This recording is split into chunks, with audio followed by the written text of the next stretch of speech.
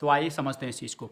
देखो, जो हमारा पहला, दूसरा और तीसरा पेपर है, ये बड़े से पेपर होते हैं, और जो 4A, 4B, 5A और 5B छोटे छोटे पेपर हैं, उसको मैं आपको समझा चुका हूँ। जो पहला, दूसरा और तीसरा पेपर होगा वो किस प्रकार का होगा, थोड़ा सा पैटर्न समझो उस चीज़ का, उसके बाद हम फिर आगे बढ़ेंगे। देखो, जो हमारा पहला, दूसरा और तीसरा जो पेपर होंगे, 3 पेपर होंगे, उसमें जो पहला सवाल होगा उसमें 4 छोटे छोटे सवाल होंगे पहले सवाल में, और वो कंपलसरी होंगे। यानी 4 4 4 4 4 4 नंबर के 4 सवाल होंगे। कुल मिलाकर ये 16 नंबर का पेपर होगा, और वो कंपलसरी है, वो करना ही करना होगा। तो जो पहला सवाल पूछा जाता है, उसके बाद फिर 4 यूनिट होंगी। पहली यूनिट, दूसरी, तीसरी और चौथी, इस प्रकार की 4 यूनिट होंगी, और उन 4 यूनिटों में हर यूनिट से आपको एक एक सवाल करना है। जो पहली यूनिट है उसमें 2 सवाल होंगे, दूसरा और तीसरा सवाल, इन दोनों में से किसी एक को करना होगा, ये 16 नंबर का होगा। उसके बाद जो यूनिट दूसरी होगी उसमें सवाल चौथा और पाँचवा 2 सवाल होंगे, आपको दोनों में से किसी एक को करना होगा, वो भी 16 नंबर का होगा। उसके बाद जो तीसरी यूनिट होगी उसमें सवाल छठवां और सवाल ये 7वां होगा, उसमें से कोई एक करना है, वो भी आपका 16 नंबर का होगा। और जो लास्ट होगा यूनिट 4 है, उसमें 8वां और 9वां, ये भी 2 सवाल होंगे, कोई एक करना होगा, वो भी 16 नंबर का होगा। तो कुल मिलाकर पहला जो सवाल है वो अनिवार्य है, उसमें 4 सवाल 4 नंबर के होंगे, तो 16 नंबर का हुआ। पहला यूनिट है उसमें से एक सवाल करना होगा, 16 नंबर का। दूसरे में भी एक, तीसरे में भी एक और चौथे में भी एक, तो ये कुल मिलाकर कितना हो गया, 16 को 16, 16 नंबर 30, 16 43, 16 को 64 और ये 16, तो कितना हुआ टोटल 80 नंबर का पेपर हो गया टोटल आपका। तो इस तरह ये डिवाइड होता है। आपको ये याद रखना कि हर यूनिट से एक एक करना है, और जो पहला पेपर है वो कंपलसरी है। तो जो मैं आपको यहाँ पर पढ़ा रहा हूँ, मैं यूनिट वाइज ही आपको पढ़ाऊँगा। सबसे पहले फर्स्ट यूनिट के कौन कौन से सवाल होंगे, फिर हम सेकेंड यूनिट पढ़ेंगे, फिर थर्ड यूनिट पढ़ेंगे, और फिर फोर्थ यूनिट पढ़ेंगे, और उसके लास्ट में हम पहला सवाल को पढ़ेंगे। क्यों पढ़ेंगे पहले सवाल को? क्योंकि जो यूनिट के जो सवाल होंगे ना, इनसे ही कोई छोटा सा टॉपिक उठाकर यहाँ पर दे दिया जाता है, इसलिए सबसे लास्ट में उसको पढ़ना है। तो सबसे पहले यूनिट वाइज हमें एक एक करके हम पढ़ेंगे। और आज हम पहला पेपर देख रहे हैं, वो है नॉलेज एंड करिकुलम का यूनिट फर्स्ट देख रहे हैं हम, ठीक है। तो knowledge and curriculum unit first है, उसके बाद सेकंड देखेंगे, फिर थर्ड देखेंगे, फिर फोर्थ देखेंगे, और फिर पहला सवाल देखेंगे। तो मुझे उम्मीद है यहाँ तक आपको समझ आया होगा। जो पहला यूनिट है उसमें हमें 4 सवाल देखने हैं, इन चारों में से कोई एक पेपर में आएगा, वो आपको करना है। तो पहला सवाल क्या होगा, ज्ञान से आप क्या समझते हैं, ज्ञान के प्रमुख प्रकारों की व्याख्या करें। तो ज्ञान क्या होता है उसके प्रकार बताने हैं।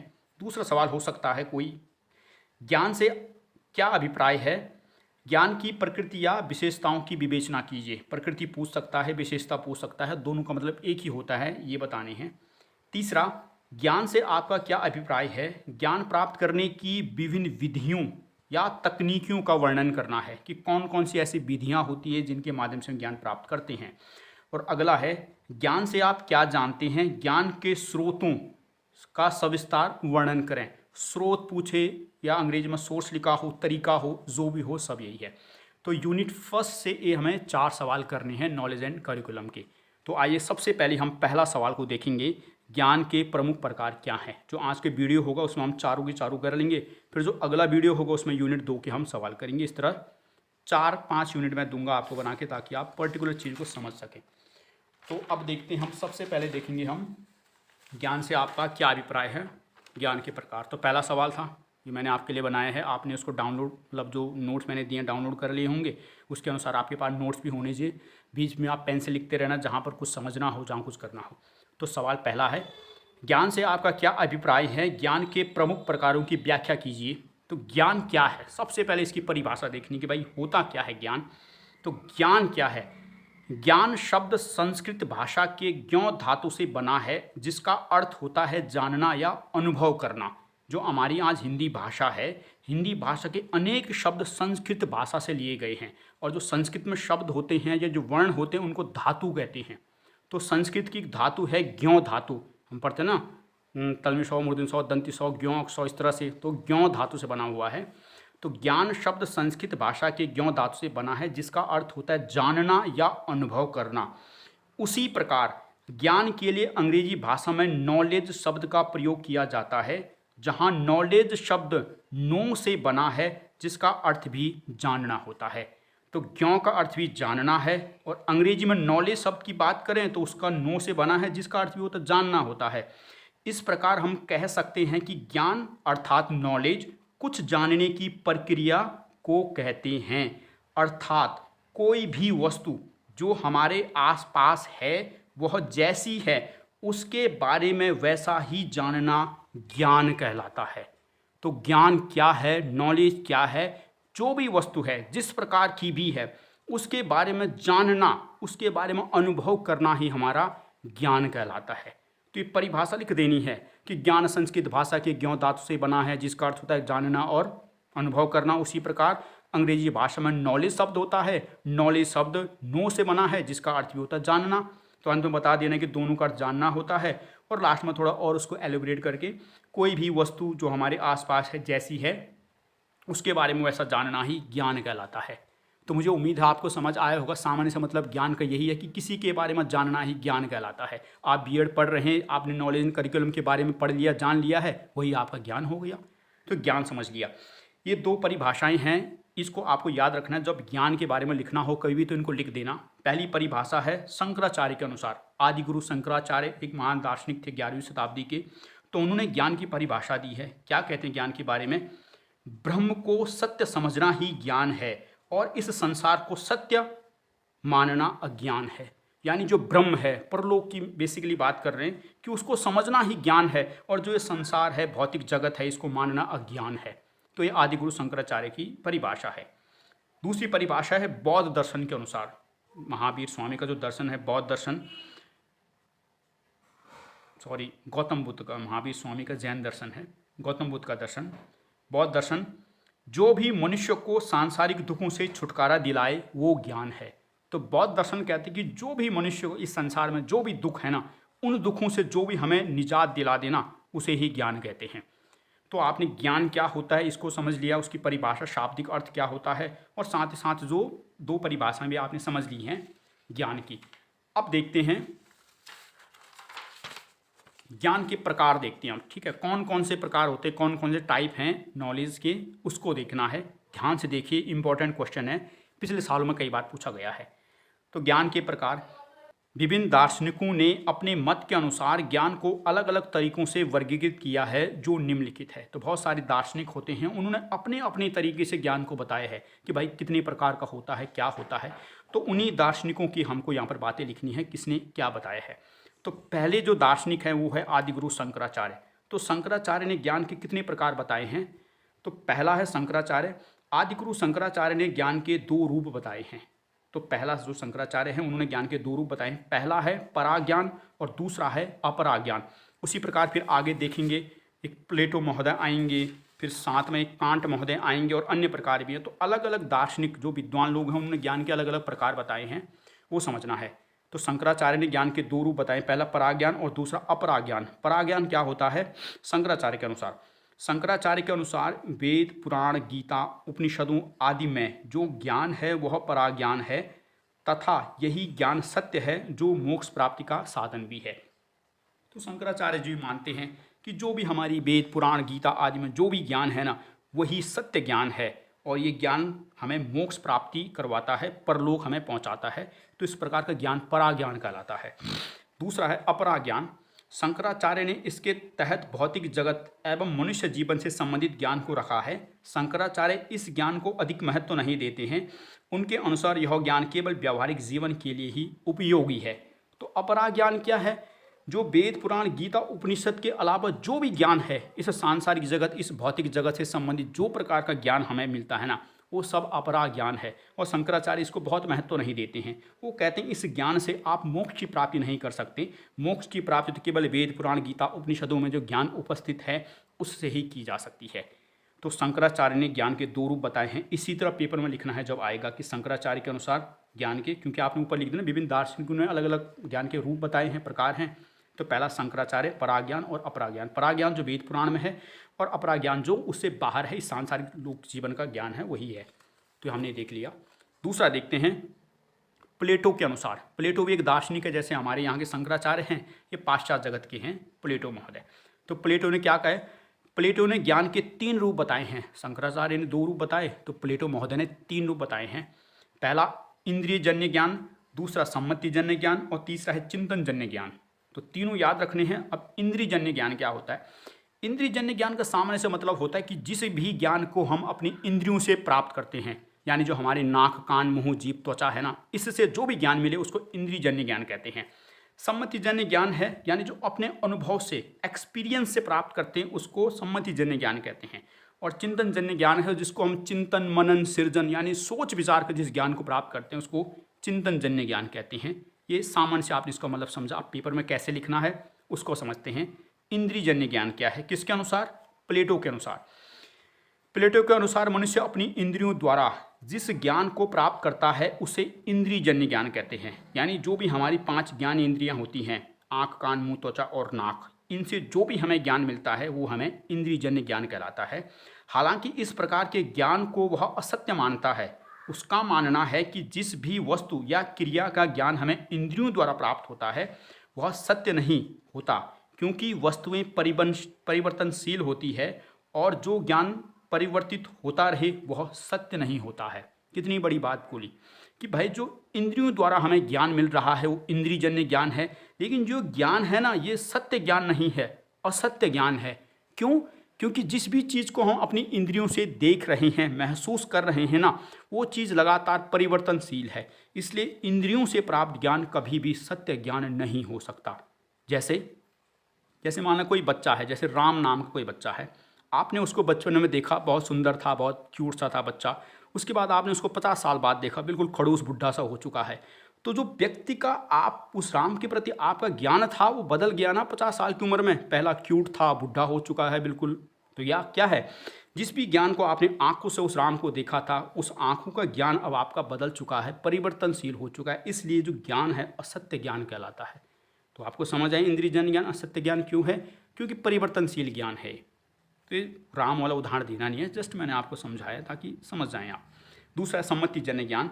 इस ज्ञान के तहत प्लेटो ने उस ज्ञान को रखा है जिसे हम अपने अनुभवों द्वारा प्राप्त करते हैं। इस प्रकार का ज्ञान को प्लेटो आंशिक रूप से सत्य मानते हैं, क्योंकि अनुभव सत्य भी हो सकते हैं और असत्य भी हो सकते हैं।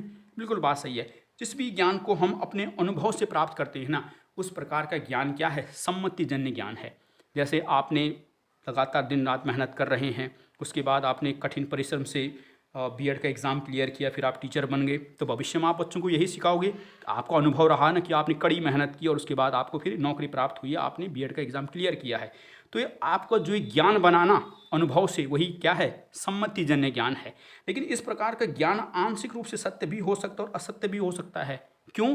क्योंकि जो अनुभव होते हैं ना वो सत्य और असत्य दोनों हो सकते हैं। कैसे? आपने मेहनत की तो आपने बीएड का एग्ज़ाम क्लियर किया और आप कल टीचर बन गए, तो आप बच्चों को यही समझाओगे भाई मेहनत से ही पेपर क्लियर होगा। लेकिन ऐसे भी तो बच्चे होंगे जिन्होंने कोई मेहनत नहीं की है, बिल्कुल तुक्के से पास हो गए, कल टीचर बन गए, तो क्या उनका अनुभव भी ऐसा ही है जैसा आपका है? नहीं, अनुभव अलग अलग हो सकता है ना।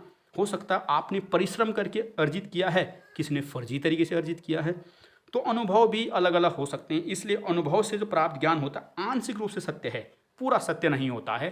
प्लेटो ऐसा मानते हैं। तो 2 आपने समझ लिया, मुझे उम्मीद है समझ आ रहा होगा। तीसरा देखते हैं, चिंतन जन्य ज्ञान। इस ज्ञान के तहत प्लेटो ने उस ज्ञान को रखा है जिसे व्यक्ति चिंतन मनन द्वारा प्राप्त करता है। प्लेटो के अनुसार यह ज्ञान ही सत्य ज्ञान है। ध्यान से सुनना, जो चिंतन जन्य ज्ञान है प्लेटो कह रहे हैं यही सत्य है, इसके अलावा कोई भी सत्य ज्ञान नहीं है। क्यों सत्य है? क्योंकि चिंतन द्वारा प्राप्त ज्ञान को विचार कहते हैं, और जो विचार होते हैं अपरिवर्तनशील और हमेशा सत्य होते हैं। कि जो भी हम चिंतन मनन करते हैं ना, जो भी हम चिंतन अपने दिमाग में सोच विचार करते हैं, जो ज्ञान होता है उसको विचार कहते हैं। उससे चिंतन मनन करके जो ज्ञान मिला उसी ज्ञान को हम विचार कहते हैं। और विचार सत्य होते हैं, अपरिवर्तनशील होते हैं। कैसे होते हैं सत्य? उदाहरण से समझो। आप जानते हैं विवेकानंद हैं, विवेकानंद स्वामी। तो विवेकानंद के विचार क्या हैं? कि मेहनत करने से सफलता मिलती है। तो विवेकानंद स्वामी के विचार है कि भाई मेहनत करो उससे सफलता मिलती है, और बात सच भी है। यदि हम कुछ अपवाद को छोड़ दें तो बिल्कुल वास्तविकता है कि बिना मेहनत के सफलता नहीं मिल सकती है। तो ये विवेकानंद के विचार हैं। तो क्या कोई इस विचार को झुठला सकता है कि नहीं नहीं ऐसा नहीं है, बिल्कुल हम तो गधे की तरह सोए रहेंगे और बिल्कुल हमें सफलता मिलेगी? नहीं, यानी मेहनत करके ही सफलता मिल सकती है, सत्य बात है। और ये विवेकानंद के विचार हैं, और विचार हमेशा कैसे हैं? यहाँ पर लिखा है ना कि विचार क्या है, अपरिवर्तनशील और सत्य होते हैं, इसलिए इस प्रकार का ज्ञान जो चिंतन से प्राप्त होता है वो सत्य ज्ञान कहलाता है। तो मुझे उम्मीद है कि आपको ये भी समझ आया होगा। तो इसके पहले हमने शंकराचार्य जी के 2 देखे, ज्ञान के रूप प्रकार, और उसके बाद प्लेटो महोदय के देखा। अब कांट महोदय के अनुसार, ये भी पाश्चात्य जगत के दार्शनिक है कांट के अनुसार, कांट ने ज्ञान के 2 रूप बताए हैं। कौन कौन से रूप हैं? प्रागनुभविक ज्ञान और अनुभविक ज्ञान। प्रागनुभविक ज्ञान का मतलब होता है कि ऐसा ज्ञान जिसको बच्चा जन्म लेने के साथ ही उसमें समाहित होता है, उसको प्रागनुभविक ज्ञान कहते हैं। यानी जो बच्चा पैदा होता है तो कुछ ना कुछ उसमें ज्ञान तो रहता होगा, उसे ही कहते हैं। और अनुभविक का मतलब होता है कि जो इस संसार में आने के बाद सीखता है उसको कहते हैं। तो जस्ट आपने समझ लिया। अब इसको देखते पेपर में कैसे लिखना है।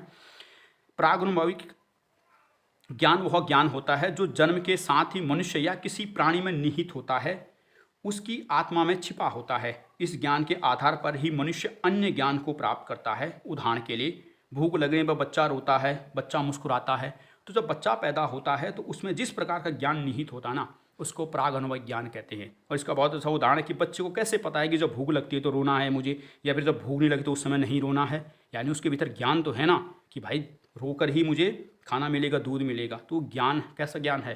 प्रागनुभविक ज्ञान है। अभी बच्चे ने भारी संसार का ज्ञान सीखा नहीं है, तो प्रागनुभविक ज्ञान। दूसरा अनुभविक ज्ञान है। जन्म लेने के बाद मनुष्य अपने अनुभव से जिस ज्ञान को प्राप्त करता है उसे अनुभविक ज्ञान कहते हैं। तो उसके बाद जन्म लेने के बाद जो भी आपके सांसारिक ज्ञान मिल रहा है, सारा का सारा अनुभविक ज्ञान कहलाता है। तो कांट महोदय के अनुसार ही ज्ञान का आपने ये भी देख लिया। तो 3 दार्शनिक को देखा हमने, शंकराचार्य, प्लेटो और कांट महोदय। अब हम देखते हैं अन्य दार्शनिकों ने और भी ज्ञान के रूप बताए हैं। तो अन्य विद्वानों के अनुसार ज्ञान के अनेक प्रकार हैं जो निम्नलिखित हैं। तो पहला है स्थानीय ज्ञान, लोकल नॉलेज। स्थानीय ज्ञान का मतलब जो किसी क्षेत्र विशेष, संस्कृति, सभ्यता से संबंधित ज्ञान है ना, किसी क्षेत्र का, उसको स्थानीय ज्ञान कहते हैं। और इसके विपरीत होता है सार्वभौमिक ज्ञान, यूनिवर्सल नॉलेज, यानी जो हर जगह एक जैसा हो, हमेशा सत्य हो। जैसे सूर्य पूरब से निकलता है तो सत्य है, हर जगह सत्य है। ऐसा नहीं कि दिल्ली वाले ही इसको सत्य मानते और अमेरिका वाले नहीं मानते हैं, सब सत्य मानते हैं। उसको सार्वभौमिक ज्ञान कहते हैं। तो स्थानीय ज्ञान क्या है? स्थानीय ज्ञान वह ज्ञान होता है जो किसी क्षेत्र विशेष, संस्कृति, समाज आदि संबंधित होता है। जैसे दक्कन के पठार पर काली मिट्टी पाई जाती है, तो जो पठार है दक्कन का वहीं ही पाई जाती है। ऐसा नहीं कि दुनिया के हर पठारों पर काली मिट्टी ही मिलेगी आपको। तो इस प्रकार का जो ज्ञान होता है ना, उसको लोकल नॉलेज कहते हैं, जो किसी क्षेत्र विशेष, किसी संस्कृति, किसी समाज, किसी संस्कृति संबंधित होता है, लोकल नॉलेज कहलाती है। अगला है सार्वभौमिक ज्ञान, यूनिवर्सल नॉलेज। सार्वभौमिक ज्ञान वह ज्ञान होता है जो क्षेत्र, संस्कृति, समाज के बंधनों से परे होता है, अर्थात जो पूरे संसार में एक समान होता है। यानी जो किसी समाज, संस्कृति, क्षेत्र के बंधनों से बंधा नहीं है, सब जगह, सब कालखंड, सब देश क्षेत्र में एक जैसा होगा, सार्वभौमिक ज्ञान कहलाता है। इसके उदाहरण है, सूर्य पूरब से निकलता है, आसमान का रंग नीला है, पृथ्वी सूर्य का चक्कर लगाती है। ये सारे के सारे सार्वभौमिक ज्ञान है। इसको कोई झुठला नहीं सकता कि नहीं भाई ऐसा नहीं है। तो ये सार्वभौमिक ज्ञान की श्रेणी में आता है। तो ये भी हमने देखा। अगला देखते हैं प्रत्यक्ष ज्ञान, डायरेक्ट नॉलेज। वह ज्ञान जिसे हम अपनी इंद्रियों द्वारा प्राप्त करते हैं, प्रत्यक्ष ज्ञान कहलाता है। तो जो भी हमने अपनी इंद्रियों से देखा, आँख, कान, नाक, मुंह, त्वचा से जो भी अनुभव किया है, वो सब इंद्रिय अनुभव ज्ञान है। ठीक है। आँख से देखा कि बोर्ड काला है, तो इस प्रकार उदाहरण है कि भाई जो भी हमने देखा है या जो महसूस किया, जो भी हमने खाया, सुना, तो सब इंद्रिय अनुभव ज्ञान, प्रत्यक्ष ज्ञान की श्रेणी में आता है। अगला है अप्रत्यक्ष ज्ञान। वह ज्ञान जिसे हम अपने चिंतन, मनन, विचारों आदि से प्राप्त करते हैं, यानी सोच विचार करने के बाद जो ज्ञान की प्राप्ति हुई है उसे ही अप्रत्यक्ष ज्ञान कहते हैं। पृथ्वी का आंतरिक भाग लावा से बना है, सूर्य में नाभिकीय विखंडन से ऊर्जा उत्पन्न होती है। तो कौन देखकर आया? क्या कोई ऐसा है जो पृथ्वी के गर्भ में गया नीचे कि हाँ हाँ हाँ लावा है? कोई नहीं गया है। तो इस प्रकार जो ज्ञान मिला है ना, वो चिंतन से मिला है। वैज्ञानिकों ने चिंतन विचार किया कि अच्छा इतनी गर्म होगा तो फिर अंदर इतना लावा होगा। अब सूर्य में जो नाभिकीय विखंडन हो रहा है उसके कारण ऊर्जा उत्पन्न हो रही है। तो कौन देख के आया सूर्य के अंदर? कोई गया था सूर्य के अंदर देखने के लिए कि हाँ वो नाभिकीय विखंडन हो रहा है? कोई नहीं गया। ये तो चिंतन मनन करने के बाद ऐसा हुआ है। ठीक है। तो इस प्रकार का ज्ञान जो चिंतन मनन से हमें प्राप्त होता है, उस प्रकार के ज्ञान को अप्रत्यक्ष ज्ञान कहते हैं। तो ये देख ले, प्रत्यक्ष ज्ञान और अप्रत्यक्ष ज्ञान हमने समझ लिया है। अगला देखते हैं विद्यालयी या औपचारिक ज्ञान। वह ज्ञान जिसे एक छात्र विद्यालय में जाकर प्राप्त करता है उसे विद्यालयी ज्ञान कहते हैं। एक बच्चा विद्यालय में गया, उसने लिखा 2 और 2 4 होता है, मछली जल की रानी है, जीवन उसका पानी है। इस प्रकार का जो भी उसने ज्ञान प्राप्त किया सब विद्यालय ज्ञान कहलाता है। यानी विद्यालय में जाने के बाद और वहाँ से आने से पहले बच्चा जिस भी ज्ञान को प्राप्त करता है उसको विद्यालय ज्ञान कहते हैं। उसके बाद है विद्यालय से बाहर का ज्ञान। वह ज्ञान जिसे कोई बच्चा अपने परिवार, समाज, मित्र, रिश्तेदार आदि से सीखता है, इस प्रकार के ज्ञान को विद्यालय से बाहर का ज्ञान कहते हैं। तो ज्ञान के प्रकारों में हमने बहुत सारे प्रकार देखे। सबसे पहले हमने ज्ञान की परिभाषा देखी, भाई ज्ञान क्या है। संस्कृत भाषा ज्ञ धातु से बना और अंग्रेजी में उसको नॉलेज से हमने उसको करने के बाद इस प्रकार परिभाषा देखी। और फिर ज्ञान के हमने बहुत सारे प्रकार देखे। सबसे पहले शंकराचार्य के अनुसार देखा, उसके बाद प्लेटो महोदय, फिर कांट महोदय के अनुसार, और फिर अन्य विद्वान ने भी ज्ञान के कई रूप बताएं। तो इस प्रकार 10-12 ज्ञान के प्रकार आपने देख लिए। मुझे उम्मीद है आपको समझ आया होगा। इंपॉर्टेंट क्वेश्चन था ज्ञान और ये आपने उसको समझ लिया। तो चलो आपने इसको समझ लिया है। पहला सवाल आपने देख लिया ज्ञान से संबंधित। दूसरा सवाल देखेंगे, ज्ञान से आपका क्या अभिप्राय है, ज्ञान की प्रकृति विशेषता को बताइए। ये सवाल कभी आज तक पूछा नहीं गया है, लेकिन जस्ट आपको पढ़ा रहा हूँ, मैं समझा रहा हूँ। मे भी पूछ बैठे तो कुछ तो आप वहाँ पर लिखो, ये नहीं कि फिर हाथ खड़े कर दो। आज तक नहीं पूछा गया वैसे, लेकिन जस्ट मे भी थोड़ी आपकी नॉलेज के लिए कि चलो भाई। तो समझते हैं ज्ञान की प्रकृति। ये रहा सवाल है, ज्ञान से आपका क्या अभिप्राय है, ज्ञान की प्रकृति विशेषता की विवेचना कीजिए। प्रकृति हो विशेषता हो, दोनों का मतलब एक जैसा ही है। कभी विशेषता हो सकती है, कभी प्रकृति लिखा होगा। जो भी लिखा होगा वही लिख देना है। अगर वहाँ पर प्रकृति लिखा है तो प्रकृति लिख दो, विशेषता लिखा तो विशेषता लिख दो, यही लिख देना है। प्रकृति और विशेषता का मतलब समझते हैं। इसका सामान्य सा मतलब होता है कि जो किसी चीज़ के बारे में बता देना वही उसकी प्रकृति कहलाती है, वही उसकी विशेषता है। जैसे मैं हूँ तो मेरे बारे में कोई कुछ बता दे कि भाई ऐसा है, ऐसा दिखता है, ऐसा शरीर है, इस प्रकार का चेहरा है, ये ऐसी दांत है, वो तो मेरी प्रकृति है। जो दिखकर जो मेरे बारे में कुछ बता दे वही मेरी प्रकृति कहलाती है, वही मेरा नेचर है, वही मेरा करैक्टरिस्टिक भी है। तो वही ज्ञान की क्या प्रकृति है, ज्ञान के बारे में क्या होता है, ज्ञान के बारे में क्या जानते हैं, वही उसकी प्रकृति है। तो प्रकृति में सबसे पहले देखें, मैंने पॉइंट लिखे हैं, मैंने इसको समझाया नहीं है यहाँ पर। क्यों नहीं समझाया, क्योंकि आज तक इसने पूछा नहीं। कभी पूछ बैठे तो आपके पास ये पॉइंट है, इसी पॉइंट को लिख देना है, एक्सप्लेन करना है। मैं यहाँ पर समझा रहा हूँ और आप लिख देना अपनी तरीके से। तो ज्ञान की प्रकृति में पहला जो पॉइंट है, ज्ञान की प्रकृति अमूर्त होती है। अमूर्त का मतलब समझते हैं आप? अमूर्त का मतलब होता है जिस चीज़ को आप देख नहीं सकते उसको अमूर्त कहते हैं, और जिस चीज़ को देख सकते हैं मूर्त है। जैसे पेन है ना, ये पेन क्या है, मूर्त है, जिसको हम देख सकते हैं। और जिस चीज़ को आप नहीं देख सकते, भगवान है, आत्मा है, ये परलोक है, ये अमूर्त चीज़ है। तो ज्ञान को भी देख नहीं सकते, ज्ञान को देख सकते हैं। आप में कितना ज्ञान है, कितना किलो है, देख सकते हो? नहीं, देख नहीं सकते, तोल नहीं सकते, तो उसे अमूर्त कहते हैं। तो ज्ञान की प्रकृति अमूर्त होती है, उसको देखी नहीं जा सकती है। दूसरा, ज्ञान विकास का आधार होता है। जो भी आज हम विकास करते हैं उन सब का आधार ज्ञान ही है। अगर ज्ञान नहीं होता तो मनुष्य आज विकास नहीं कर सकता। तो विकास का आधार क्या है, ज्ञान। ज्ञान के बिना विकास संभव नहीं है। तीसरा पॉइंट है, कुछ नया सीखने से ज्ञान बढ़ता है। तो इसी को पेपर में एक्सप्लेन करना ही, पॉइंट याद होने चाहिए और लिख देना है कि कुछ जो हम नया सीखते हैं लगातार हमारा ज्ञान बढ़ता रहता है। ऐसा तो है नहीं कि हम जो सीख रहे हैं ज्ञान घट रहा है। मैं बीएड के लिए आपको पढ़ा रहा हूँ तो इसका ये मतलब थोड़ी कि जो मेरा पहले से भी मुझे नॉलेज तो वो भी ख़त्म हो गई है, कुछ ना कुछ बढ़ा ही होगा मेरा भी। तो कुछ नया सीखने से ज्ञान बढ़ता है। अगला, ज्ञान और शिक्षा एक दूसरे के पूरक होते हैं। जो ज्ञान है और जो शिक्षा है वो एक दूसरे के कॉम्प्लीमेंट होते हैं। यानी कोई व्यक्ति ज्ञानी है तो हम उसको कह सकते हैं शिक्षित है, और कोई व्यक्ति शिक्षित है तो हम कह सकते हैं ज्ञानी है। एक दूसरे के पूरक होते हैं, कॉम्प्लीमेंट होते हैं एक दूसरे के। तो ये भी आपको समझ लिया। ज्ञान जीवन का आधार होता है। जो हम जीवन जीते हैं उसका आधार ज्ञान ही है। यदि आपको बेहतर जीवन जीना है तो ज्ञान के बिना आप बेहतर जीवन नहीं जी सकते। तो बेहतर जीवन का आधार ज्ञान होता है। अगला, ज्ञान इंद्रियां ज्ञान प्राप्ति का माध्यम होती हैं। जो भी हमारी ज्ञान इंद्रियां होती हैं, नाक, कान, मुंह, त्वचा, नाक, ये 5 ज्ञान इंद्रियां हैं। ये ज्ञान प्राप्त हम इनसे करते हैं। हमने आंखों से देखा, ज्ञान मिला। हमने कानों से सुना, जैसे आप इस समय आंखों से देख भी रहे हो और कानों से सुन भी रहे हो, तो ज्ञान प्राप्त कर रहे हो ना आंखों से। तो यही ज्ञान प्राप्ति का माध्यम है। यदि माना आप सुन नहीं पा रहे हो, देख नहीं पा रहे, तो जो मैं पढ़ा रहा हूँ या जो मैं बोल रहा हूँ, क्या आप उससे ज्ञान प्राप्त कर सकते हो? नहीं। तो ज्ञान प्राप्ति क्या है, ज्ञान इंद्रियों से प्राप्त हो रहा है। अगला है, ज्ञान व्यक्ति के अनुभवों का परिणाम होता है। जो व्यक्ति अनुभव करता है, एक्सपीरियंस करता है, उसके बाद उसका ज्ञान का निर्माण होता है। तो ज्ञान व्यक्ति के अनुभव का प्रतिफल है, परिणाम है। अगला, ज्ञान की कोई सीमा नहीं होती है। तो ज्ञान की कोई सीमा नहीं है, अनगिनत ज्ञान है। इस संसार में कोई ये नहीं कह सकते कि बिल्कुल ज्ञान छोटा है। ज्ञान जितना है अनगिनत है, कोई सीमा नहीं, कोई लिमिटेशन नहीं। ज्ञान समस्याओं का निवारण करता है। तो जो भी समस्याएं होती है बिना ज्ञान से आप उसका समाधान नहीं कर सकते हैं। यदि डॉक्टर को ज्ञान ना हो तो क्या वो किसी बीमारी का इलाज कर सकता है? नहीं। तो जो भी समस्या होती है उसका निवारण ज्ञान ही करता है। एक मिनट, हाँ ये लाइट झक झक झक झक कर रही है यार काहे, बीच बीच में खुद ब खुद ही करती है। कोई नहीं, अगला। ज्ञान से ही किसी वस्तु का सदुपयोग किया जा सकता है। जो भी वस्तु है उसके बारे में पता लगाना और वो उसका सही उपयोग ज्ञान से ही संभव होगा। बिना ज्ञान के, अभी पेन है, मान लीजिए किसी अनपढ़ आदमी को देंगे तो इसके क्या करेगा? कान खुजलवाएगा, क्योंकि उसको पता नहीं है ना इसके बारे में कि पेन से लिखते हैं। तो उसका उपयोग सदुपयोग तभी कर सकते हैं जब ज्ञान होगा। ज्ञान के बिना किसी वस्तु का सदुपयोग नहीं हो सकता।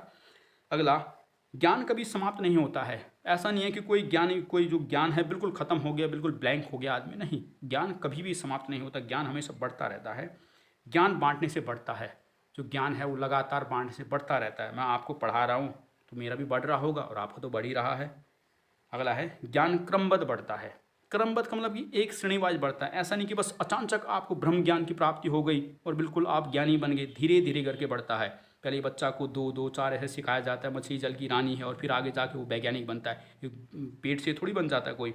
तो क्रमबद्ध तरीके से ज्ञान बढ़ता है, एक श्रेणीबद्ध रूप से बढ़ता है।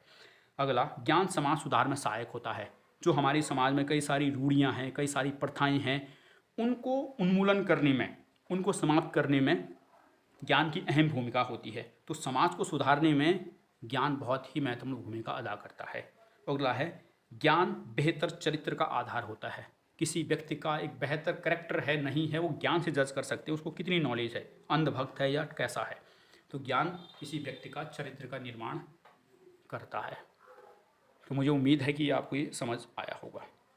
अब आगे बढ़ते हैं।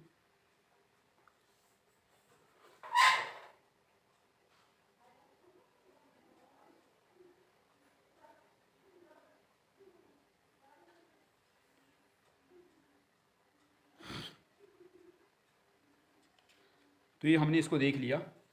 अब तीसरा सवाल जो हमको देखना था, ज्ञान से आपका क्या अभिप्राय है, ज्ञान प्राप्त करने की विभिन्न विधियों का वर्णन करना था। तो अभी तक ये 2 सवाल हमने देखे।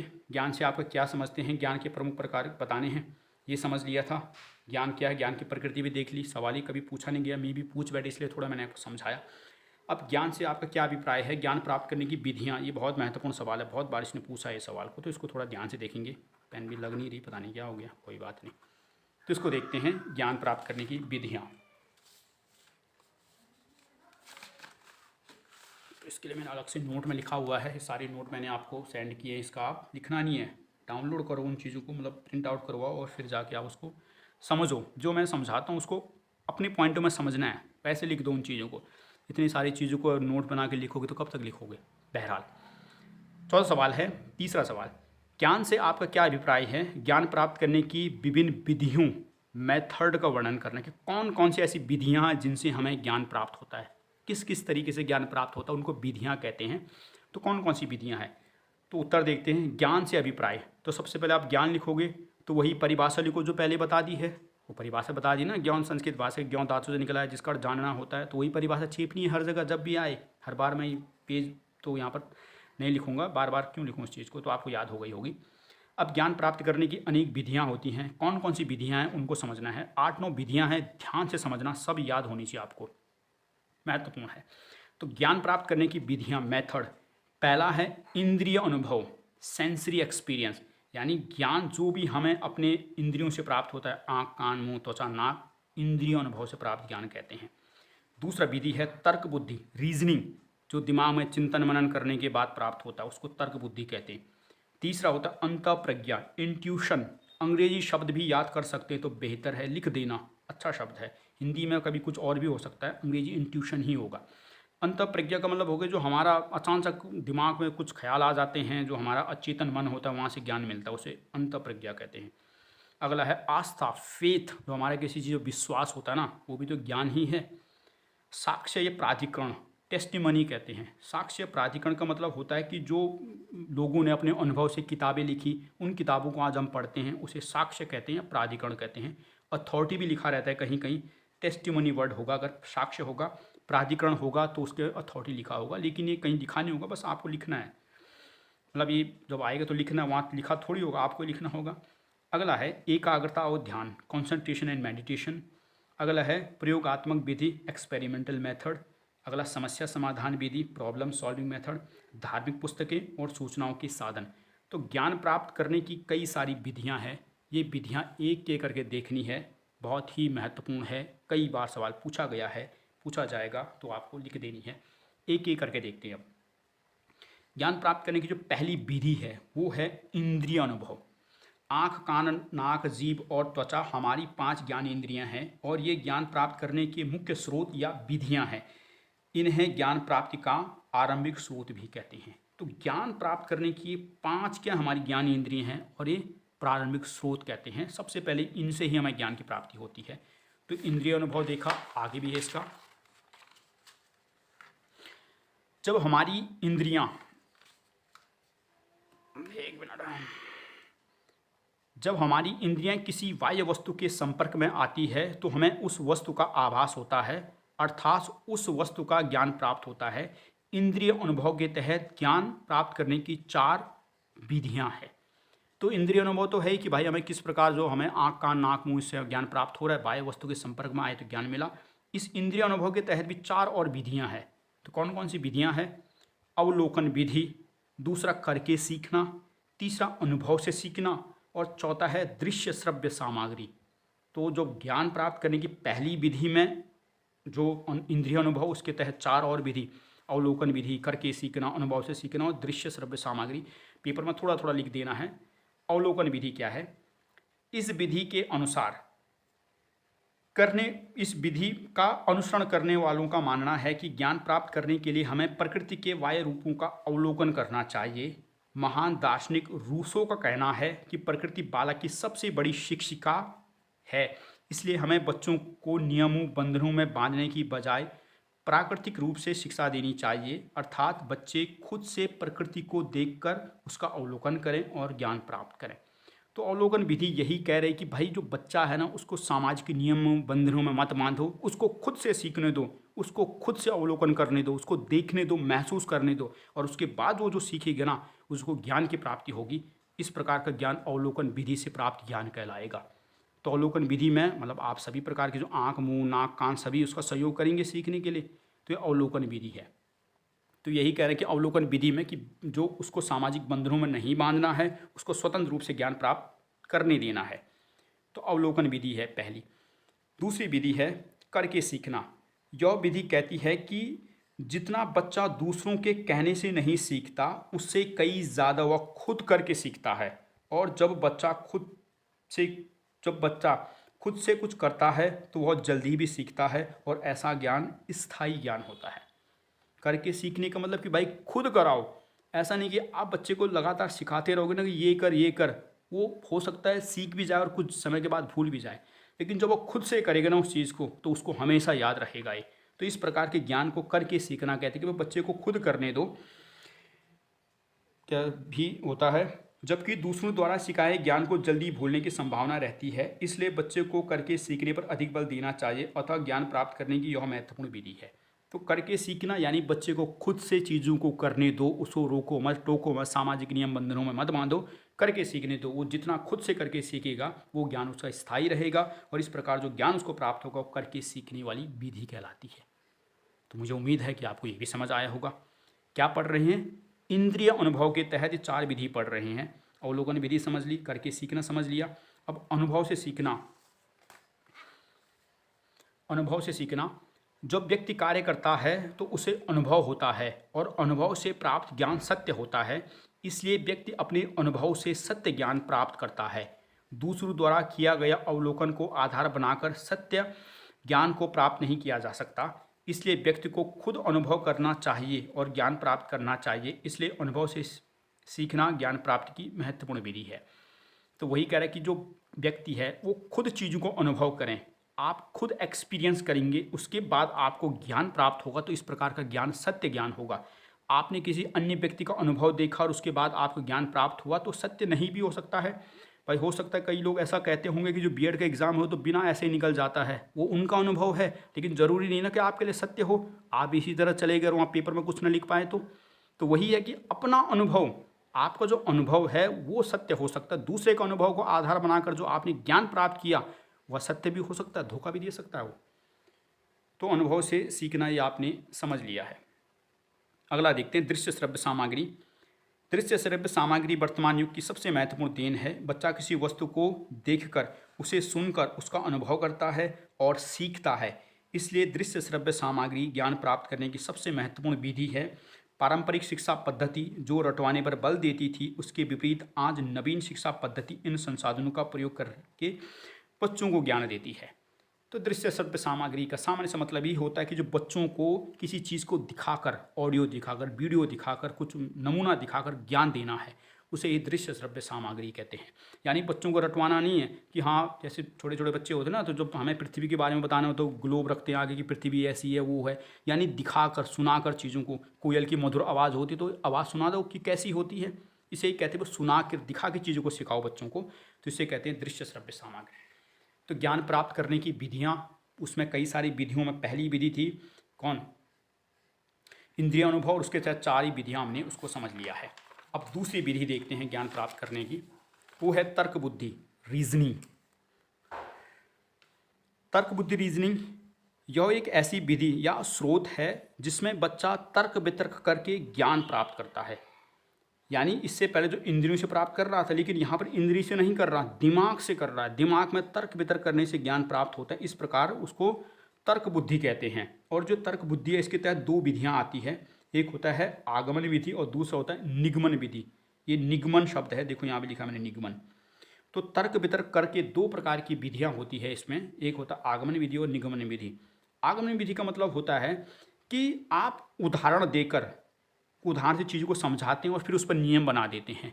और निगमन विधि का होता है कि पहले नियम बना देते हैं फिर उदाहरण देते हैं। उन विधियों को कहते हैं।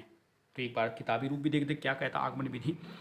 यह ज्ञान प्राप्त करने की एक महत्वपूर्ण विधि है। इस विधि में बच्चे को पहले उदाहरण समझाया जाता है और फिर उदाहरण के माध्यम से नियम बनाए जाते हैं।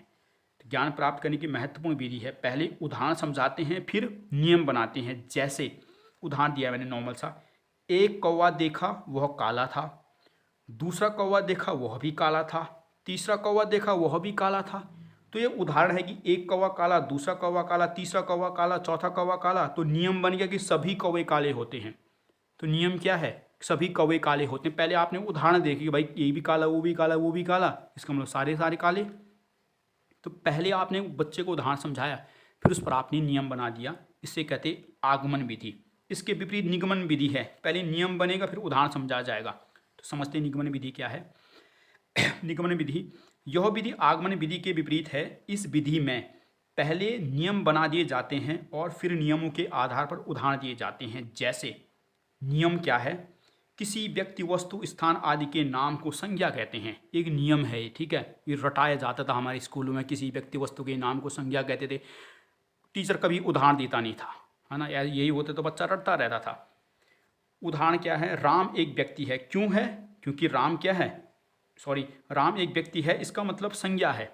उसी प्रकार दिल्ली एक स्थान है, इसका मतलब संज्ञा है। तो संज्ञा क्या है? किसी व्यक्ति वस्तु का नाम। ये तो नियम हमने रटा और फिर हमने उदाहरण से समझाया कि राम एक व्यक्ति है, इसका मतलब राम संज्ञा है। क्यों? क्योंकि हमने देखा ना, जो व्यक्ति है वो भी संज्ञा है, जो स्थान है वो भी संज्ञा है। तो राम व्यक्ति है इसलिए संज्ञा है, दिल्ली स्थान है इसलिए संज्ञा है। यही है कि पहले हमने नियम बना दिया और फिर बाद में उसका उदाहरण समझा दिया। तो सामान्यतः स्कूल आदि में यही विधि जो परंपरागत दृष्टिकोण वाली है यही प्रचलित होती है। हर चीज़ का नियम रटवा देते हैं, उदाहरण समझाते नहीं।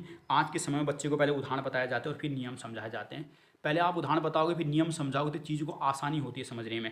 ये नियम रटवा रटवा के दिमाग भोंदू हो जाता है इंसान का। लेकिन है ये विधियाँ हैं, अलग अलग प्रचलित हैं। तो तर्क बुद्धि में 2 प्रकार की विधियाँ आपने देख ली है।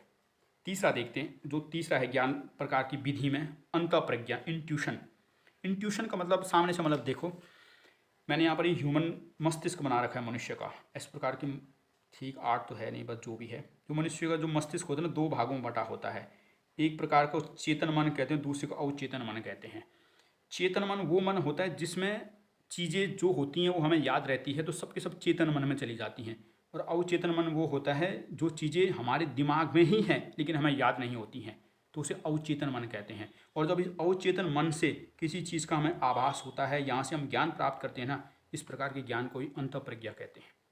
अंतःप्रज्ञा समझिए आपने, अवचेतन मन। अवचेतन मन से ज्ञान प्राप्त करना इतना आसान नहीं होता। बड़े बड़े साधु विद्वान जो लोग तपस्या करते हैं वही प्राप्त कर सकते हैं, पर ज्ञान प्राप्त करने की विधि तो है ही।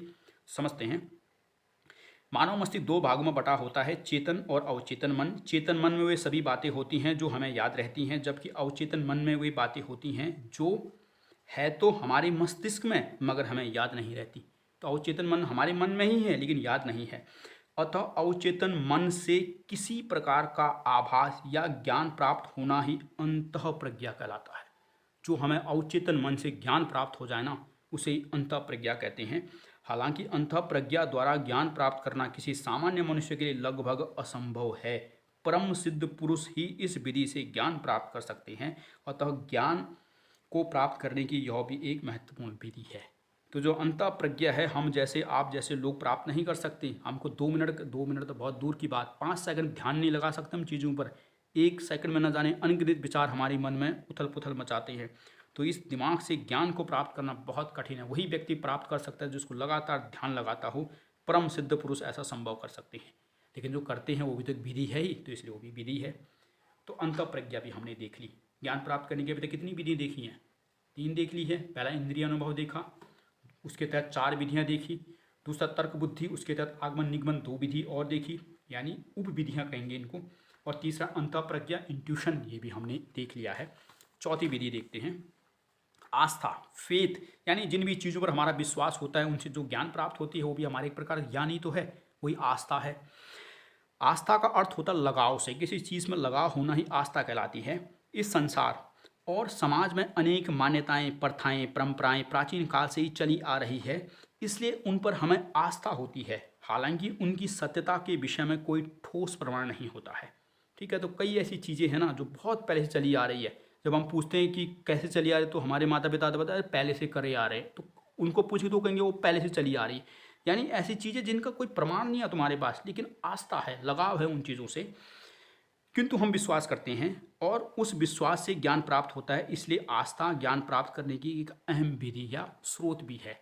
लगातार किसी चीज़ पर आस्था होती है, उससे जो हमें ज्ञान प्राप्त होता है उसको आस्था कहते हैं। आस्था का संबंध लगाव से है, जो हमारी कुछ मान्यताएं हैं, प्रथाएं हैं, उस प्रकार से हमें ज्ञान प्राप्त होता है। उदाहरण दिया है मैंने यहाँ पर।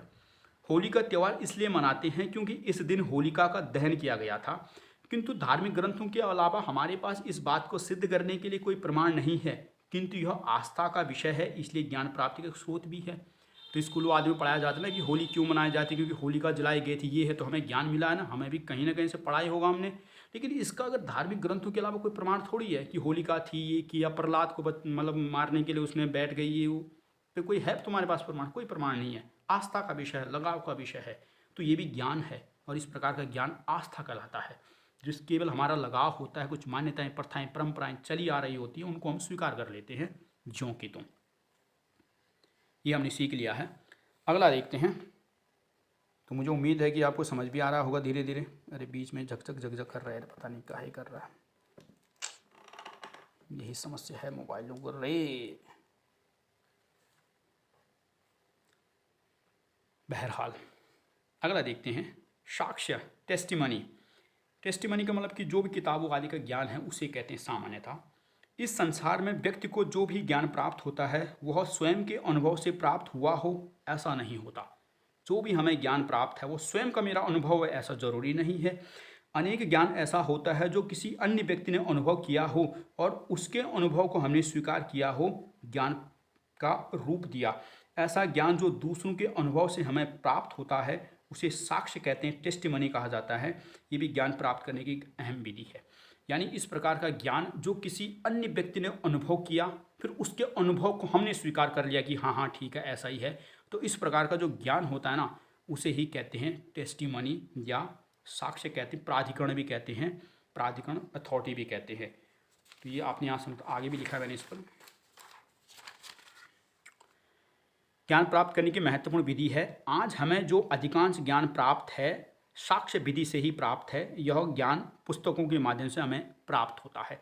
तो आज जितना भी हमें ज्ञान है ना, अधिकांश ज्ञान, वो ज्ञान हमारा इसी प्रकार का है, साक्ष्य प्रकार का ज्ञान ही है। क्योंकि ना तो जिस प्रकार मैं तुम्हें पढ़ा रहा हूँ बीएड के लिए, ना तो मैंने खुद अनुभव किया अपने नाक कान मुंह आदि से, ना मैंने चिंतन मनन किया इस पर, ना ही मुझे किसी आस्था से प्राप्त हुआ है, ये मुझे किताबों से प्राप्त हुआ है। और किताबें किसी और व्यक्ति के अनुभव से लिखी गई हैं, व्यक्ति ने अनुभव किया, उसने किताबें लिखी और आज हम उसको पढ़ रहे हैं। तो मुझे जो ज्ञान मिल रहा है ना, वो ज्ञान कैसा है, या जो मैं आपको दे रहा हूँ वो मेरा ज्ञान नहीं है, वो एक साक्ष्य है, एक प्राधिकरण का ज्ञान है, अथॉरिटी है किसी और व्यक्ति की। तो इस प्रकार का ज्ञान स्रोत तो है ना, सबसे महत्वपूर्ण स्रोत है। आज जो भी हमें ज्ञान मिल रहा है वो सबसे बड़ा स्रोत की किताबें ही हैं। जो भी हमारे पास किताबें हैं ये हमने थोड़ी लिखी है, किसी न किसी व्यक्ति ने अनुभव किया उसके बाद उसने लिखी होगी। तो यही है प्राधिकरण कहते हैं इसको। तो एक बहुत सबसे महत्वपूर्ण स्रोत मैं इसको कहूँगा या है। अगला है एकाग्रता और ध्यान, कॉन्सेंट्रेशन एंड मेडिटेशन। प्रायः ऐसा कहा जाता है कि मनुष्य की एकाग्रता के बिना कोई ज्ञान प्राप्त नहीं कर किया जा सकता। थोड़ा और ठीक से पढ़ता हूँ। प्रायः ऐसा कहा जाता है कि मन की एकाग्रता के बिना कोई ज्ञान प्राप्त नहीं किया जा सकता। अतः ज्ञान प्राप्त करने की सबसे उपयुक्त विधि एकाग्रता और ध्यान है। बिल्कुल बात सही है। यदि आपका मन चंचल है, स्थिर नहीं है, बिल्कुल एकाग्रता नहीं है, तो आप कुछ भी ज्ञान प्राप्त नहीं कर सकते। और जब आपका मन बिल्कुल शांत है तो उस समय देखो आप कितना जल्दी जल्दी समझ जाओगे चीज़ों को। तो बिना एकाग्रता के, बिना कंसंट्रेशन के ज्ञान प्राप्त नहीं किया जा सकता। स्वामी विवेकानंद कहते हैं, ज्ञान के संचित भंडार की एकमात्र कुंजी एकाग्रता है। जो ज्ञान का संपूर्ण भंडार है ना, उसकी मात्र एक कुंजी जो की है ना, वही क्या हमारी एकाग्रता है। एकाग्रता होगी तो आप ज्ञान का असीमित भंडार प्राप्त कर सकते हैं। ये लिख सकते हैं कभी आ जाए तो, स्वामी विवेकानंद जी का कथन है। हमारे प्राचीन ऋषि मुनि भी बड़े ज्ञानी थे, क्योंकि उनमें भी एकाग्रता और ध्यान की शक्ति थी। इसलिए ज्ञान प्राप्त करने की विधियों में एकाग्रता और ध्यान विधि एक अहम विधि है। बिना एकाग्रता और ध्यान के ज्ञान प्राप्त नहीं कर सकते हैं। और आज के जो मनुष्य को ज्ञान कहाँ प्राप्त है इतना, बिल्कुल बहुत कम है। कारण क्योंकि है ही नहीं एकाग्रता ध्यान, बस इंस्टाग्राम पर नाच करो वो अलग बात है। तो ये हमने एकाग्रता और ध्यान विधि भी देखी कि एकाग्रता और ध्यान जो इससे हमें ज्ञान की प्राप्ति होती है कॉन्सेंट्रेशन लगाने के पश्चात। अगला देखते हैं प्रयोगात्मक विधि, एक्सपेरिमेंटल मेथड क्या है। जो ज्ञान प्रयोगों के द्वारा प्राप्त किया जाता है उसे प्रयोगात्मक विधि कहते हैं। यह ज्ञान प्रयोगशालाओं में प्रयोग करके प्राप्त किया जाता है। यह ज्ञान प्रायः विज्ञान, भूगोल, मनोविज्ञान जैसे विषयों से संबंधित होता है। अब ऐसा कोई भी ज्ञान जो ज्ञान प्रयोगों के द्वारा सिद्ध किया जाए, प्रयोग करने के बाद किया कि भाई जो पानी है, पानी जो है H2O से बना हुआ है, हाइड्रोजन लग नहीं रही पेन यार, जैसे आपने पानी देखा होगा तो H2O है, हाइड्रोजन के 2 अणु और ऑक्सीजन का 1 अणु मिलता है तब जाके पानी बनता है। ये रसायन विज्ञान का एक सूत्र है। तो इसका प्रयोग किया गया होगा ना, जो विज्ञान में प्रयोग किया तभी तो पता लगा। तो प्रयोग करने के बाद ज्ञान प्राप्त हुआ कि भाई हाइड्रोजन और ऑक्सीजन मिलने के बाद पानी बन रहा है। तो इस प्रकार का जो ज्ञान है इसको प्रायोगिक ज्ञान कहते हैं, प्रयोग के बाद मिला है। ऐसा नहीं कि वैसे किसी ने लिख दिया कि नहीं हाइड्रोजन के 2 अणु मिला के और ऑक्सीजन का 1 अणु मिलकर पानी बनेगा, नहीं, आपने प्रयोग किया है विज्ञान में। इस प्रकार का जो ज्ञान होता है प्रायोगिक विज्ञान है, भूगोल है, मनोविज्ञान के विषय में ज़्यादा प्रायोगिक ज्ञान ही होता है। प्रयोग करने के बाद वो ज्ञान मिलता है। तो प्रायोगिक ज्ञान आपने देखा। अगला देखते हैं समस्या समाधान विधि। समस्या समाधान विधि भी ज्ञान प्राप्त करने की एक महत्वपूर्ण विधि है। जब कोई व्यक्ति किसी समस्या के समाधान के लिए सोच विचार करता है तो उसके मन में अनेक विचार आते हैं और समस्या के समाधान के बाद वे विचार ज्ञान में परिवर्तित हो जाते हैं। कि जब भी कोई समस्या आपके सामने आएगी तो उस समस्या पर कई सारे हम सोच विचार करते हैं कि भाई ऐसे हल होगी, वैसे हल होगी, और जिस विचार से वो समस्या समाधान हो जाता है फिर वो विचार हमारा ज्ञान बन जाता है कि हाँ इससे ऐसा होता है। होता ना गाँव देहातों में, जो मान लिया कोई समस्या हो गई, मान लिया किसी व्यक्ति को सांप ने काट दिया, तो कई सारे लोग कहते, कोई कहते ये करो, कोई कहता वो करो, कोई कहता ऐसा करो, और लास्ट में कोई कहता है कि मेरी लड़की के बालों से पाँव बांध दो और उसको खून चूस दो तो वो बाहर हो जाता है। तो शुरुआत में किसी ने ऐसा तो किया होगा, और आज जो ज्ञान है जब भी ऐसा होता है लोग ऐसा कर लेते हैं। तो क्या है, समस्या के समाधान के कई समस्या पर कई समाधान आपने दिए, उन समाधानों पर जो समाधान कारगर हो गया वो ज्ञान में बदल गया। तो यह एक महत्वपूर्ण विधि है जो हमें यह भी बताती है कि किसी समस्या का कोई बना बुना समाधान नहीं होता है। कितनी बड़ी बात कर है कि जो समस्या आपके सामने आती है वो ये हमें बताती है कि भाई कोई समस्या ऐसा नहीं है कि उसका बना बुना समाधान हो, समस्या और आपने झट से समाधान निकाल दिया, नहीं, बहुत सारे विचार हमारे मन में उसके समाधान के लिए आते हैं। बल्कि समस्या आने पर ही उसके समाधान के लिए चिंतन मनन की प्रक्रिया आरंभ होती है, और चिंतन की यह प्रक्रिया हमें ज्ञान प्रदान करती है। इसलिए समस्या समाधान विधि ज्ञान प्राप्त करने की अहम विधि है। तो समस्या समाधान विधि समझ रहे हो ना, आपके सामने समस्या आई, उस समस्या के समाधान के लिए आपके मन में अनेक विचार आए और जिस विचार से उस समस्या का समाधान हो गया वही विचार आपका ज्ञान में बदल गया, वो स्थायी ज्ञान हो गया और उस ज्ञान को फिर लोग बांटते भी रहते कि देखो मैंने ऐसा किया था वैसा किया था। तो ये समस्या समाधान विधि भी ज्ञान प्राप्त करने की अहम विधि है। 9वां देखते हैं धार्मिक पुस्तकें। आज के समय में सभी ग्रंथों में अपने अपने धर्म की अनेक पुस्तकें और ग्रंथ हैं, इन्हें धार्मिक पुस्तकें कहा जाता है। आज के समय में धर्म, परलोक, मोक्ष, पाप, पुण्य आदि से संबंधित अधिकांश ज्ञान हमें इन्हीं धार्मिक पुस्तकों से प्राप्त होता है। इसलिए ज्ञान प्राप्त करने की भी ये भी एक महत्वपूर्ण विधि है। तो जो भी धार्मिक ज्ञान तुम्हें प्राप्त होगा ना, कई बार नहीं कहते लोग कि अरे ऐसा नहीं करना है, शाम के समय सोना नहीं है, दीवार मतलब जो दीवार होती है उस पर जो बंद घड़ी वो नहीं लटकनी चाहिए। तो कहाँ से मिला ज्ञान? तो वही ये पुराणों में लिखा है, ये ग्रंथों में लिखा है, शास्त्रों में लिखा है। इसका ये मतलब है कि व्यक्ति को ज्ञान तो है लेकिन कहाँ से मिल रहा है? धार्मिक पुस्तकों से, भले ही उसने पढ़ी ना हो लेकिन कहीं ना कहीं से सुन ली हो। तो इस प्रकार का जो अधिकांश आज के समय ज्ञान होता है ना कि पाप है, पुण्य है, शाम को नाखून नहीं काटने हैं, मंगलवार को बाल नहीं काटने हैं, ये कैसा ज्ञान है? इस प्रकार का ज्ञान ही हमारी धार्मिक पुस्तकों से प्राप्त होता है, यानी धार्मिक ज्ञान है। ये भी देख लिया। अंत में देखते हैं सूचना के साधन। आज हमें अखबारों, टीवी, रेडियो, मोबाइल, कंप्यूटर आदि से भी अनेक ज्ञान प्राप्त होता है। आज के समय में ज्ञान प्राप्त करने की ये भी एक महत्वपूर्ण साधन के रूप में है। तो महत्वपूर्ण साधन आज के समय में ज़्यादातर ज्ञान यही मिल रहा है। कोई भी व्यक्ति है अखबार पढ़ लेता है, वहाँ से टीवी देख लेता है, रेडियो सुन लेता है, मोबाइल तो बस हर कोई देख ही रहा है, कंप्यूटर कोई बुद्धिमान आदमी चला लेता है, उनसे प्राप्त ज्ञान भी उसे होता है भी सूचना के साधन है और इससे हमें ज्ञान प्राप्त होता है। तो ज्ञान प्राप्त करने की काफ़ी सारी विधियाँ थी, ये सब आपको याद करनी है, लिख देनी है। एक बार दोबारा देखते हैं। इंद्रिय अनुभव, यानी जो भी ज्ञान हमें नाक, कान, मुंह आदि सुनकर ही प्राप्त करते हैं, देखकर, वो इंद्रिय अनुभव कहलाता है।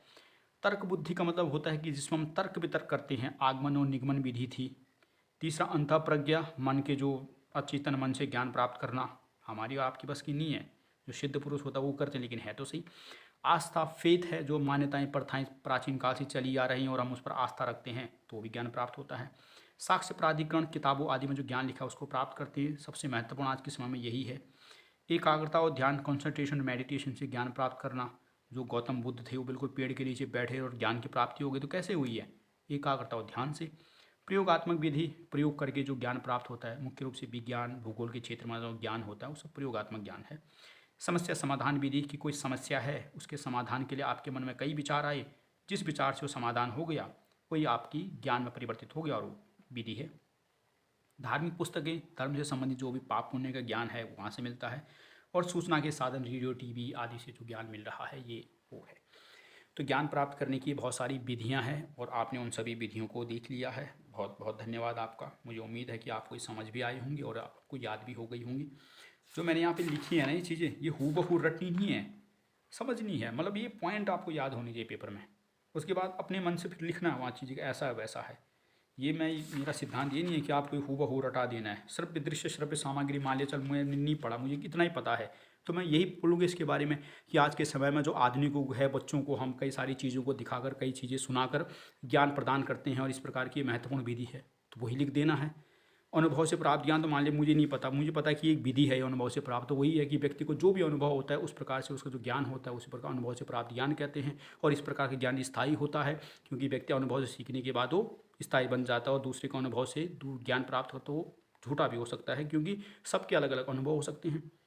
तो इस प्रकार ही लिख देना है, चीज़ों को समझ आना चाहिए, बाकी पेपर में लिखना है। तो ये हमने तीसरा सवाल भी देख लिया है, मुझे उम्मीद है कि आपको समझ आ रहा होगा। पहला सवाल हमने देखा, ज्ञान से आप क्या समझते हैं, ज्ञान के प्रमुख प्रकार देखे। दूसरा, ज्ञान से आपका अभिप्राय क्या है, ज्ञान की प्रकृति विशेषता देखी। ज्ञान से आपका क्या अभिप्राय है, ज्ञान प्राप्त करने की विभिन्न विधियों तकनीकों के बारे में देख लिया, बहुत सारी विधियाँ। अब चौथा देखते हैं, ज्ञान से आप क्या जानते हैं, ज्ञान के स्रोतों का वर्णन करें। ये भी महत्वपूर्ण सवाल है, समझते हैं।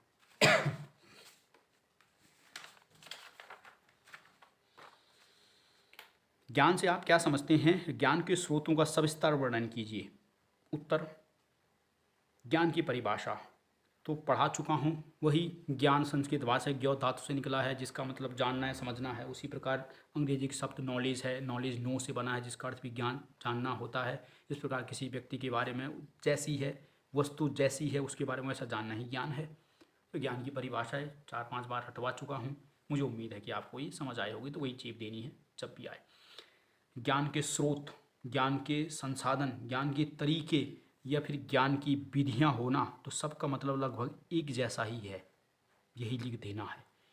तो ज्ञान के स्रोतों में जो अभी मैंने इससे पहले आपके जो ज्ञान के पढ़ाए हैं विधियां है ना, वो इसी प्रकार की लिख देनी है यहाँ पर भी। जब ज्ञान के स्रोत पूछेगा तो विधियां नहीं पूछेगा, और विधियां पूछेगा स्रोत नहीं पूछेगा। तो इसी प्रकार का विधियां, स्रोत का मतलब समझते हैं ना आप। स्रोत का मतलब कि जिस चीज़ से हमें कोई चीज़ प्राप्त हो रही है, जैसे पानी का स्रोत, तो पानी का स्रोत क्या है भाई? नदी है, नाले है, कुएं हैं, तालाब हैं, यानी जहाँ से वो प्राप्त हो रहा है वो स्रोत है। तो ज्ञान कहाँ कहाँ से प्राप्त होता है तुम्हें? तो भाई इंद्रिय अनुभव है, उसी प्रकार तर्क बुद्धि से भी होता होगा, अंतःप्रज्ञा भी होता है। और विधि का मतलब भी वही होता है कि भाई ज्ञान कैसे कैसे मिल रहा है, तो इंद्रिय अनुभव से, तर्क बुद्धि से ही मिल रहा है। दोनों का मतलब एक जैसा ही है।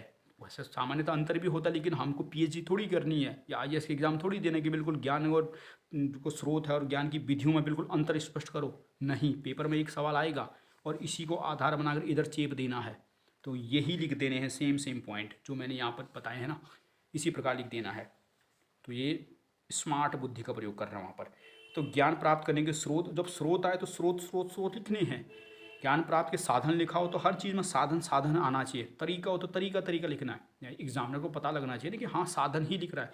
ये नहीं कि सवाल आया कि ज्ञान प्राप्त करने के साधन और तुम वहाँ विधि लिख रहे हो, नहीं, वही लिख देना है। और बाकी यही पॉइंट चेप देने सारे के सारे कि इंद्रिय अनुभव है, इसमें केवल जो शुरुआत में परिभाषा थी ना वही लिख देनी है कि मनुष्य जो अपने नाक कान ज्ञान, जो त्वचा आदि से प्राप्त ज्ञान प्राप्त करता है, उस प्रकार इंद्रिय अनुभव से प्राप्त ज्ञान कहते हैं। ज्ञान प्राप्त करने का एक सबसे महत्वपूर्ण स्रोत है। यहाँ पर स्रोत शब्द आना चाहिए, वहाँ विधि थी ना, स्रोत लिख देना है। तर्क बुद्धि, आगमन स्रोत, निगमन स्रोत। तर्क बुद्धि में आगमन विधि और निगमन विधि लिखी थी ना, पहले उदाहरण दो फिर नियम बनाओ। एक में पहले नियम बनाओ फिर उदाहरण दो, वहाँ पर विधि लिखी थी, यहाँ पर स्रोत लिख देना है। आगमन स्रोत, निगमन स्रोत। स्रोत आए तो स्रोत लिख दो, विधि है तो विधि लिख दो। इतना तो दिमाग लड़ाना नहीं पड़ेगा वहाँ पर। अंतःप्रज्ञा, वही दिमाग वाला जो चेतन मन, अवचेतन मन, आस्था, साक्ष्य प्राधिकरण, एकाग्रता और ध्यान, प्रयोगात्मक विधि, समस्या समाधान, धार्मिक पुस्तकें और कुछ समाचार पत्र लास्ट में उसको भी लिख सकते हो तो लिख देना, सूचना के साधन। तो ज्ञान प्राप्ति करने की ये साधन है, सोर्स हैं, ये भी लिख देने हैं। ज्ञान प्राप्त करने की विधियाँ बिल्कुल याद होनी चाहिए। विधियाँ आए तो यही लिखनी है। अगर इसके अलावा कोई स्रोत आ जा, साधन आए तो ये लिख देने हैं कि ये करना है। सब कुछ याद नहीं रखा जा सकता। स्मार्ट स्टडी से ही कहते हैं कि एक चीज़ को दूसरी जगह छिपा जाए। हाँ, समझ होना चाहिए इंसान को कि भाई मुझे क्या लिखना है, बाकी सब चीज़ वही होता है। तो मुझे उम्मीद है कि आपको ये समझ आया होगा। यदि नहीं समझ आया है तो फिर भाई मुझे नहीं लगता कि इतनी आसान भाषा में कहीं और समझ पाओगे आप। बहरहाल तो ये सारे के सारे हो चुके हैं। ये मैं आपको अभी दे दूँगा व्हाट्सएप करके, तो फिर आप उसको कर लेना, ठीक है। तो ये यूनिट फर्स्ट जो हमारी थी उसमें 4 क्वेश्चन हैं। उन चारों में से कोई एक आएगा तो लिख देना। पहला, ज्ञान से आप क्या समझते हैं, ज्ञान के प्रमुख प्रकारों की व्याख्या करें। तो मैंने पढ़ा है, उसके बहुत सारे प्रकार देखे, शंकराचार्य के अनुसार, कांट के अनुसार और भी सारे हमने देखे। ज्ञान से आप क्या समझते हैं, ज्ञान की प्रकृति देखी, भाई अमूर्त होता है, ज्ञान आधार है, विकास का आधार है, फलाना ढिमकाना, बहुत सारे देखा। महत्वपूर्ण नहीं है लेकिन मैं भी पूछ बैठे, थोड़ा बहुत जानकारी तो होनी चाहिए। ज्ञान से आपका क्या अभिप्राय है, ज्ञान प्राप्त करने की विभिन्न विधियाँ, तो बहुत सारी 10 विधियाँ मैंने पढ़ा दी है। और इन विधियों के आधार पर ही ज्ञान से आप क्या समझते हैं। ज्ञान के स्रोत मैंने बताया कि स्रोतों को कैसे लिख देना है, चीज़ों को एक दूसरे से इंटरलेट करने का आपको प्रयास करना है। आप बच्चे नहीं हैं, ठीक है। तो मुझे उम्मीद है आपको ये समझ आया होगा। तो पहली यूनिट हमारी ख़त्म हुई, फिर अब दूसरी यूनिट मैं बनाऊँगा। पहली यूनिट लगभग 1 घंटे की, दूसरी यूनिट भी 1 घंटे की, तीसरी भी इस प्रकार 4-5 घंटे में एक प्रकार से आपका पूरा का पूरा ख़त्म हो जाएगा। तो अगर 5 घंटे में आपका एक पेपर ख़त्म हो रहा है तो मतलब ठीक तो है ना। बहरहाल तो फिर मिलते हैं अगले यूनिट में, तब तक विराम दें। जय हिंद। बीच बीच में थोड़ी बहुत पढ़ने में अजीब सा लग रहा होगा तुम्हें, क्योंकि जो माइक है ना थोड़ा जो ट्राइपॉड नीचे हो रखा है तो ठीक से कई बार अक्सर दिख नहीं रहा, इसलिए थोड़ा उल्टा पढ़ दे रहा हूँ मैं चीज़ों को। बहरहाल समस्या तो हर जगह बनी रहती है, कोई बात नहीं। चलो मिलते हैं फिर।